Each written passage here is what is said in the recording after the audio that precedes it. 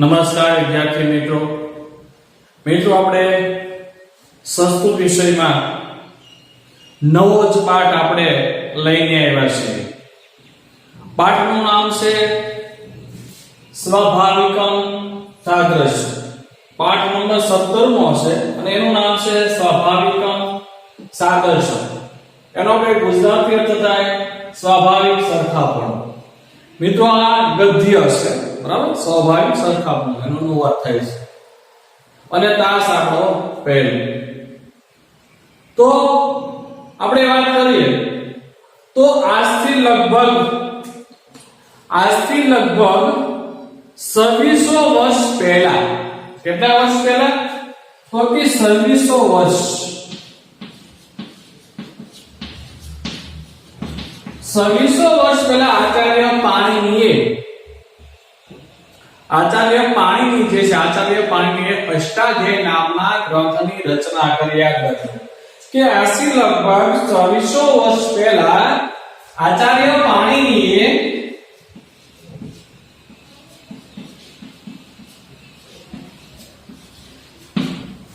કયા ગ્રંથની રચના કરી? યાદ રાખજો, અષ્ટાધ્યાયી.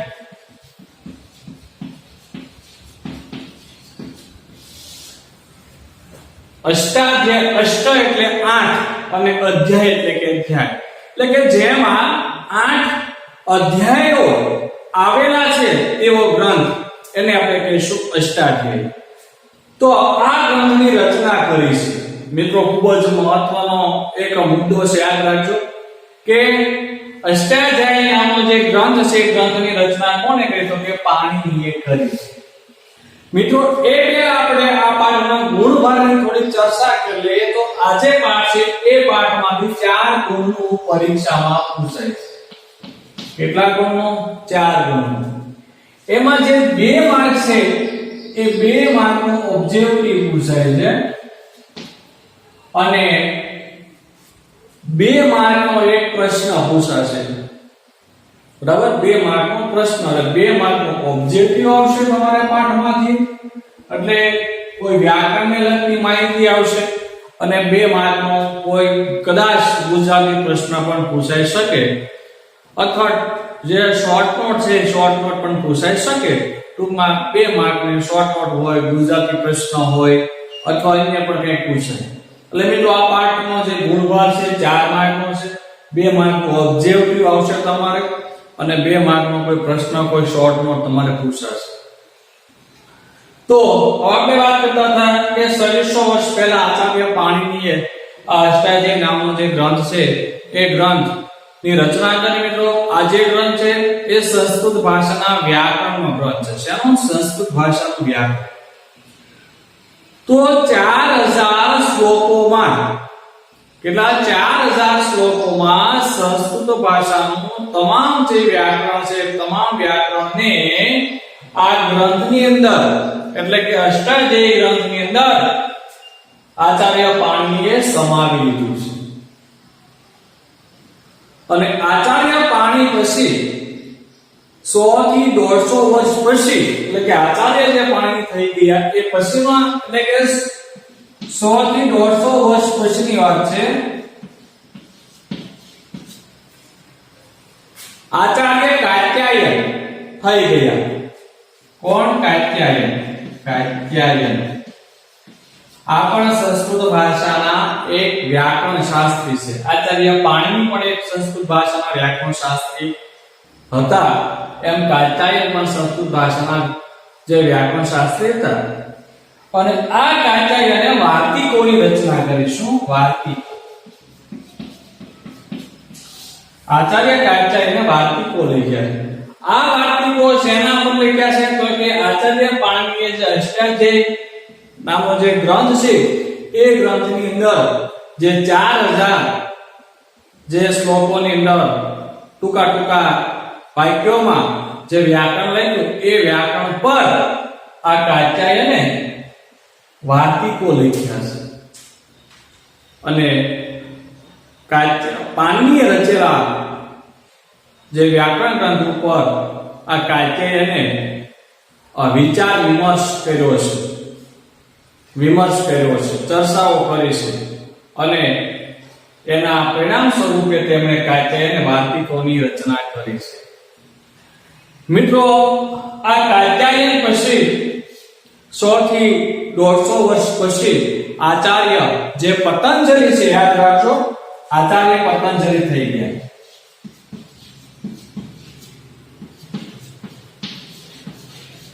આચાર્ય પતંજલિ, અને આચાર્ય જે પતંજલિ છે, પતંજલિએ મહાભાષ્ય નામનો એક ભાષ્ય ગ્રંથની રચના કરી છે. આ ગ્રંથનું નામ છે મહાભાષ્ય.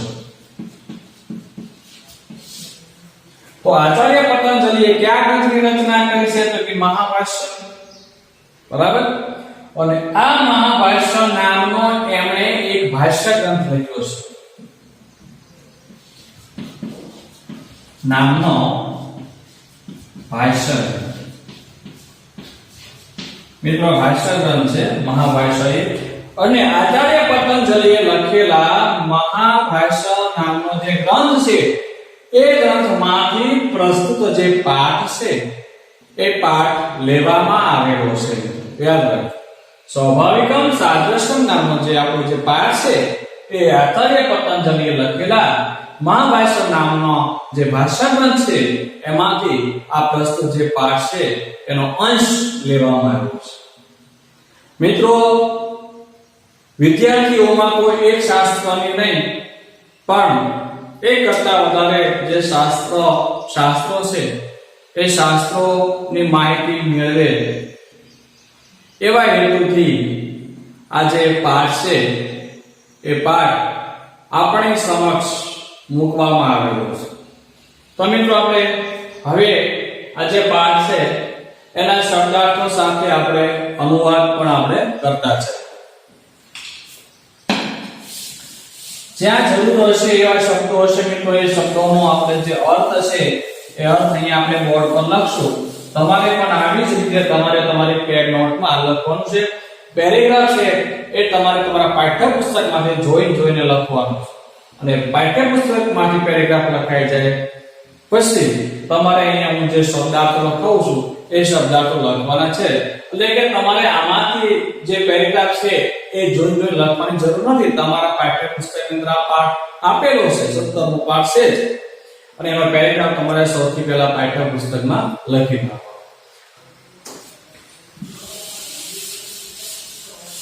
તો આપણે હવે જોઈએ કે સંસારે એટલે સંસારમાં. અહીંયા સંસાર એટલે સપ્તમી વિભક્તિ એકવચન છે. સંસારે એટલે સંસારે જે છે એનો અર્થ થાય સંસારમાં. બરાબર છે? સંસારે એનો અર્થ થાય સંસારમાં. અહીંયા સપ્તમી વિભક્તિ એકવચન હોવાથી અહીંયા માં આવશે એટલે સંસારમાં. વિવિધા એટલે જાત જાતના. વિવિધા એટલે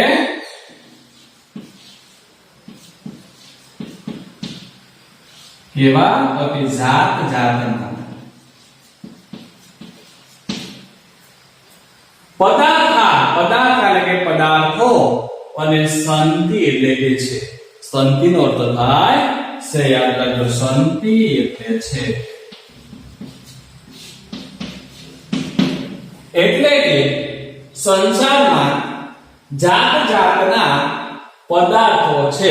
સંતિ છે મિત્રો બહુવચનમાં આવશે. એક વચનમાં અસ્તિ આવે. શું આવે? અસ્તિ. પણ અહીંયા ઘણા બધા પદાર્થોની વાત કરી છે. વિવિધ જાત જાતના પદાર્થોની વાત કરી એટલે અહીંયા સંતિ આવશે, અને એક વચન હોય તો અસ્તિ આવશે. સીધો અનુમાન કરું છું, સંસારમાં જાત જાતના પદાર્થો છે. તથા એનો અર્થ થાય જેમ કે.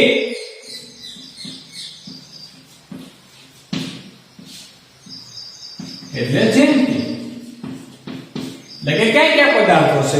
મેં કીધું છે ને કે સંસારમાં જુદા જાત જાતના પદાર્થો છે.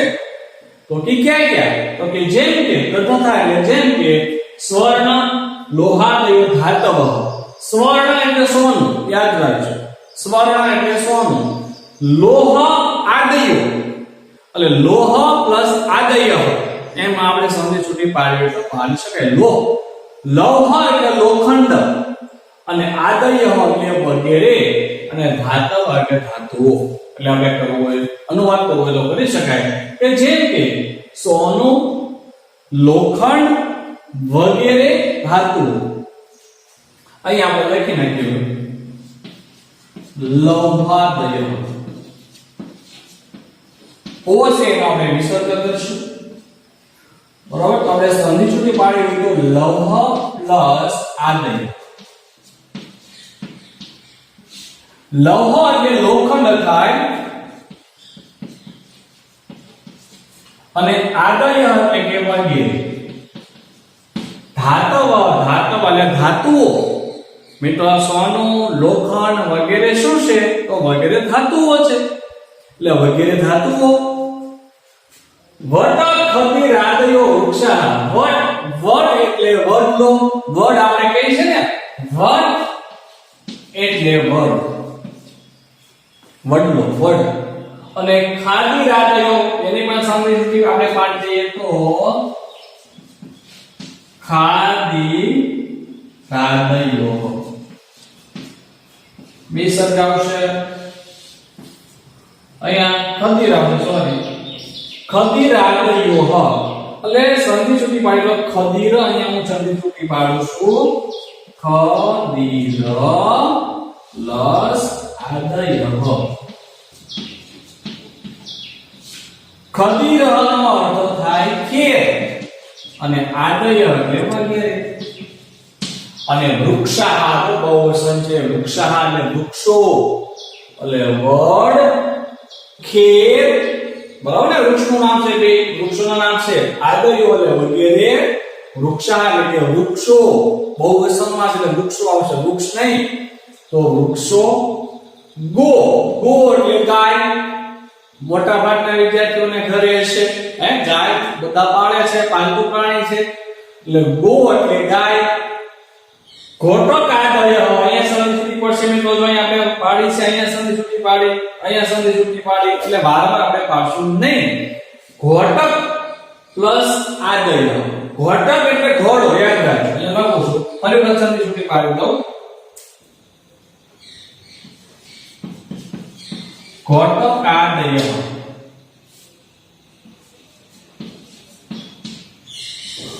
સંધિ આપણે છૂટી પાડવી હોય તો ઘોટક પ્લસ આદય. ઘોટક એટલે ઘોડો થશે, ઘોડો એ પણ એક પ્રાણી છે. આદય એટલે વગેરે. અને પશ્વ એટલે કે પશુઓ. પશ્વનો અર્થ થાય પશુઓ. અહીંયા હું લખું છું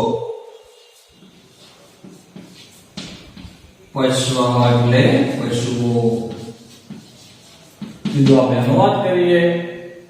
કઈ વાંધો નહીં, આપણે છેલ્લે આપણે અનુવાદ કરી નાખશું. યેશુ. યેશુ એટલે આ બધા. પુનઃ એટલે વળી. બરાબર ને. યેશુ એટલે આ બધા આપણે લખશું અહીંયા. આ બધા. અને પુનઃ એટલે વળી થશે. પુનઃ નો અર્થ થાય વળી.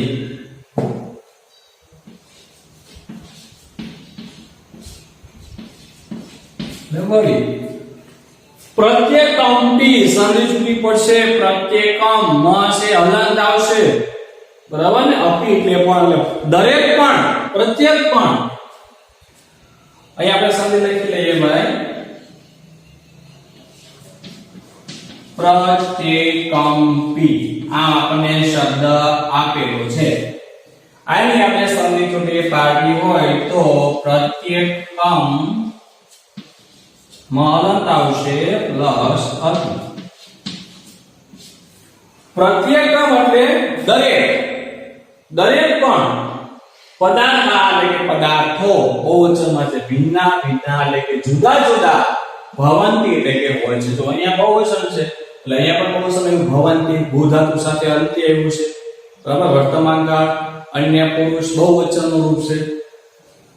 આ येषु એટલે કે આ બધા વળી દરેક પણ પદાર્થો દરેક પદાર્થો જુદા જુદા હોય છે તદ્દથા ફરી બતાવ્યું તદ્દથા અહીંયા પણ છે એનો અર્થ આપણે લખ્યો છે તદ્દથાનો અર્થ થાય જેમ કે સ્વર્ણમ એટલે સોનું લોહાત એટલે કે લોખંડથી ભિન્નમ ભવતી ભિન્નમ એટલે જુદું ભવતી એટલે કે હોય છે તો કે જેમ કે આપણે વાત કરીએ તો જેમ સોનું લોખંડથી પાંચમી વિભક્તિ એકવચન છે તો સોનું લોખંડથી જુદું હોય છે અથચ અને પ્રત્યેક સુવર્ણખંડ પ્રત્યેક એટલે કે બધા દરેક સુવર્ણ એટલે કે સોનાનો ખંડ એટલે ટુકડો યાદ રાખો ખંડનો અર્થ થાય ટુકડો ખંડ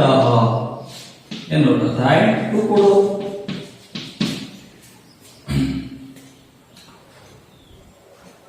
અહીં આપણે અથચ અને પ્રત્યેક એટલે કે દરેક સુવર્ણખંડ સોનાનો ટુકડો પરસ્પરમ એટલે કે પરસ્પર આકારેણ એટલે કે આકારથી ચ એટલે અને પ્રકારથી ભિન્ન ભવતી જુદો હોય છે અને દરેક સોનાનો ટુકડો પરસ્પર આકારથી અને પ્રકારથી અહીંયા અણ છે ત્રીજી વિભક્તિ એકવચન થી થકી વડે આકારથી અને પ્રકારથી જુદો હોય છે અહીંયા ભવતી છે એક વચન છે ત્રીજો પુરુષ એટલે કે અહીંયા પુરુષ એક વચનનું રૂપ છે ભવતી એટલે હોય છે વસ્તુતઃ લખો વસ્તુતઃ આ શબ્દાર્થો તમારે લખાઈ ગયા હશે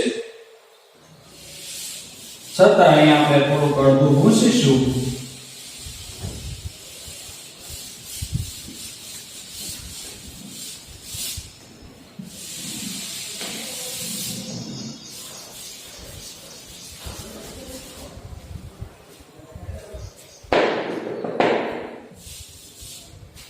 તો વસ્તુતઃ એટલે હકીકતમાં અહીંયા શબ્દાર્થ લખું છું કે વસ્તુતઃ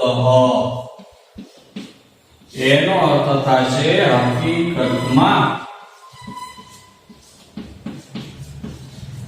હકીકતમાં અસ્તિત્વ રૂપેણ એનો અર્થ એનો એ થશે અસ્તિત્વ રૂપે વા જે છે એનો જે અર્થ થશે અથવા વા એટલે અથવા સત્તા રૂપે એટલે કે સત્તા રૂપે હકીકતમાં અસ્તિત્વ રૂપે અથવા છત્તા રૂપે એતે પદાર્થાઃ આ પદાર્થો પરસ્પર એટલે કે પરસ્પર ભિન્ના એટલે ભિન્ન સંતિતિ પ્રતિયંતે સંતિતિ એમાં સંધિ છૂટવી પડશે યાદ રાખજો સંતિતિ બરાબરની નિશાની કરવાની રહેશે સંતિ પ્લસ ઇતિ સંતિ એટલે કે હોય છે અહીંયા પણ સંતિ આવ્યું હતું અહીંયા પણ સંધિ છે બહુવચન સંતિ પ્લસ ઇતિ એટલે કે હોય છે ઇતિ એટલે એમ અને પ્રતિયંતે એટલે કે પ્રતીત થાય છે બરાબર અહીંયા આપણે લખશું પ્રતિયંતે એટલે એનો અર્થ થાય પ્રતીત થાય છે પ્રતીત થાય છે ફરી વખત આપણે જે છે એનો વાત કરશું કે હકીકતમાં અસ્તિત્વ રૂપે અથવા સત્તા રૂપે આ પદાર્થો પરસ્પર ભિન્ન હોય છે એમ પ્રતીત થાય છે પરંતુ પ્રત્યક્ષતઃ પરસ્પરમ ભિન્નેષુ પદાર્થેષુ અપી કિંચિત એકમ સ્વાભાવિકમ આંતર્યમપી ભવતે આંતર્યમ પરંતુ પ્રત્યક્ષતઃ એટલે કે પ્રત્યક્ષ રીતે પરસ્પરમ એટલે કે પરસ્પર ભિન્નેષુ એટલે કે ભિન્ન પદાર્થેષુ એટલે કે પદાર્થોમાં અહીંયા જો ભૂઇનેષુ પદાર્થેષુ સપ્તમી વિભક્તિ બહુવચનનું રૂપ કેશુ બરાબર ભિન્નેષુ પદાર્થેષુ એટલે કે ભિન્નેષુ એટલે કે જુદા પદાર્થેષુ એટલે કે પદાર્થોમાં અપી એટલે કે પણ કિંચિત એકમ અહીંયા આપણે સંધિ છૂટી પડી શકે તો આપણે કિંચિત પ્લસ એકમ એમ આપણે સંધિ છૂટી પડશે કિંચિત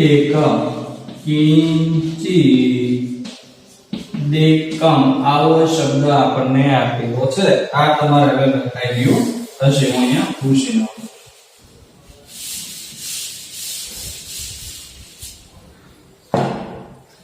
કિંચિત દેકમ આ બે સંધિ છૂટી પાડવી હોય તો બરાબર નિશાની કરવાની છે તો આપણે સંધિ છૂટી પાડશું કિંચિત પ્લસ એકમ બરાબર કિંચિત એટલે કઈ એકમ એટલે એક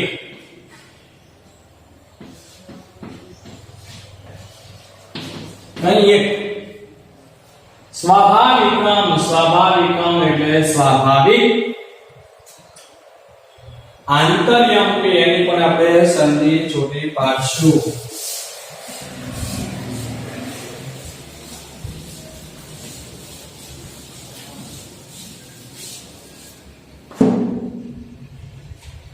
આ શબ્દ આંતર્યામી સંધિ છૂટી પાડી દઈએ કે આંતર્યમ પ્લસ અપી આંતર્યમ એટલે સરખાપણું શું થશે સરખાપણું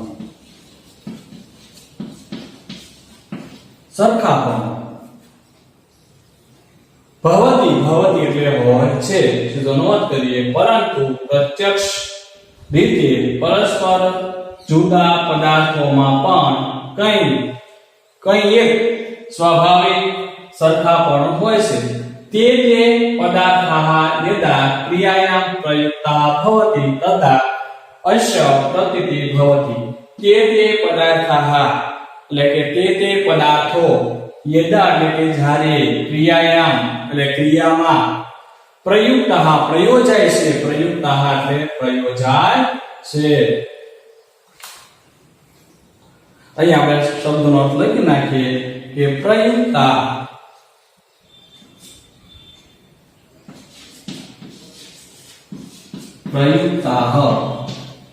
એટલે પ્રયોજાય છે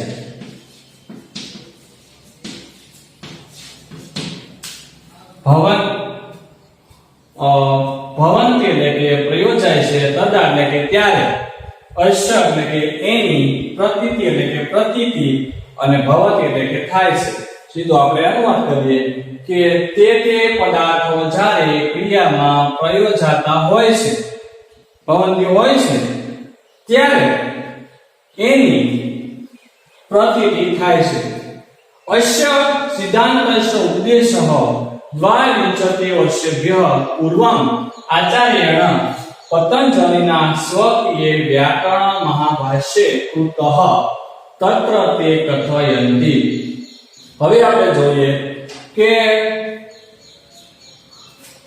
અશ્ય એટલે કે આ સિદ્ધાંતસ્ય એટલે ષષ્ઠી વિભક્તિ એકવચન બે શય છે શય એટલે કે ષષ્ઠી વિભક્તિ એકવચન સિદ્ધાંતસ્ય એટલે કે સિદ્ધાંતનો ઉપદેશ એટલે ઉપદેશ દ્વાવિંશતિ વર્ષેભ્ય એ આપણે શબ્દ લખી લઈએ તો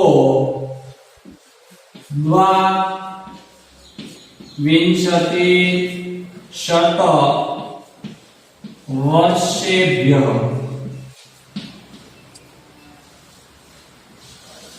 એટલે 2200 વર્ષ પહેલા કેટલા 2200 વર્ષ પહેલા 2200 વર્ષ પહેલા દ્વાવિંશતિ શત વર્ષેભ્ય એટલે કે દ્વા એટલે બે, વિંશતિ એટલે 20, 20 ને 2 કેટલા?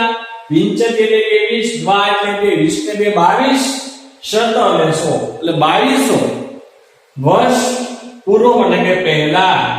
અહીંયા પહેલા આપણે આવશે નહીં, અહીંયા પહેલા આપણને આપેલું છે પૂર્વ એટલે પહેલા. આચાર્ય એટલે કે આચાર્ય,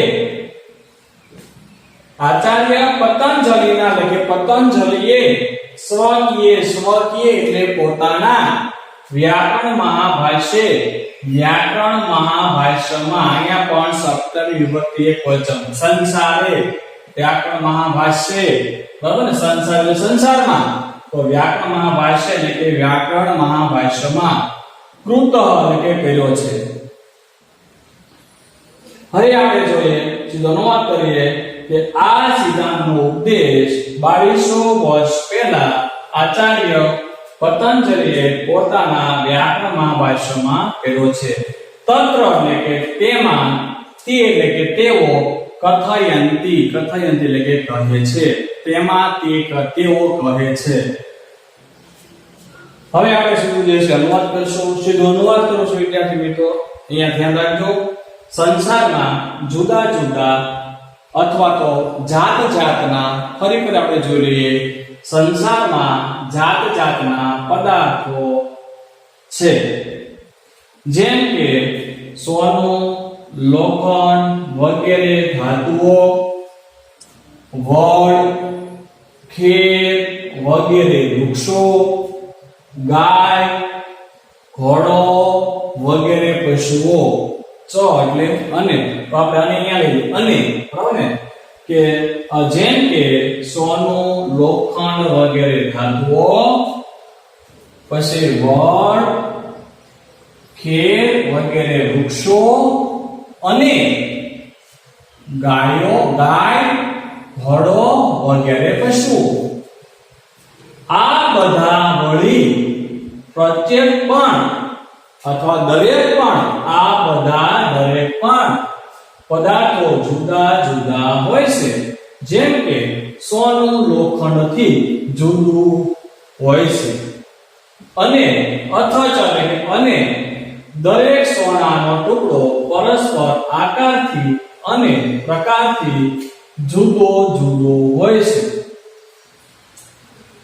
હકીકતમાં અસ્તિત્વ રૂપે અથવા સત્તા રૂપે આ પદાર્થો પરસ્પર જુદા છે એમ પ્રતીત થાય છે, પરંતુ પ્રત્યક્ષ રીતે પરસ્પર જુદા પદાર્થોમાં પણ કોઈ કંઈ એક સ્વાભાવિક સરખાપણું હોય છે. તે પદાર્થો જ્યારે ક્રિયામાં પ્રયોજાય છે ત્યારે એની પ્રતીતિ થાય છે.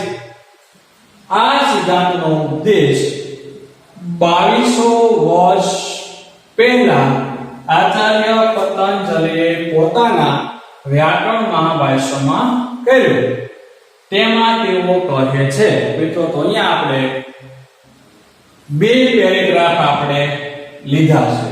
હવે પછીના તાસ નંબર 2 માં આપણે ત્યાર પછીના જે કંઈ પેરેગ્રાફ છે તેનો આપણે અભ્યાસ કરીશું. તો અહીંયા સુધી આપણે આજનો તાસ રાખીશું. અસ્તુ. જય હિન્દ, જય ભારત, ધન્યવાદ.